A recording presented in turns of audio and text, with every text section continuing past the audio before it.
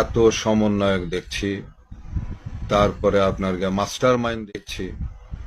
তো master mind বলতে কি বোঝাচ্ছে, আমি তো এটা আমার মাথায় ঢুকছে না। মাস্টার মাইন্ড বলতে কি বোঝাচ্ছে? তাহলে যারা জীবন দিয়েছে সেটা কি মাস্টার মাইন্ড করে কি এই জীবনগুলো, মানে এই মানুষগুলো মারা গেছে? তাহলে তো এদের দায় দায়িত্ব তাদেরকে নিতে হবে।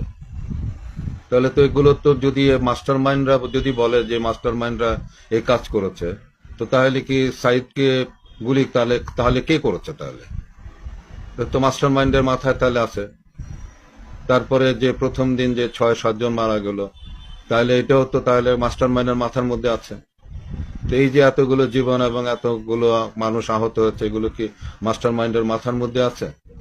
এগুলো কি ছিল? তাহলে যদি এটি থাকে থাকে মাস্টার মাইন্ডের, তাহলে তো তাকেও জবাবদিহি করা উচিত।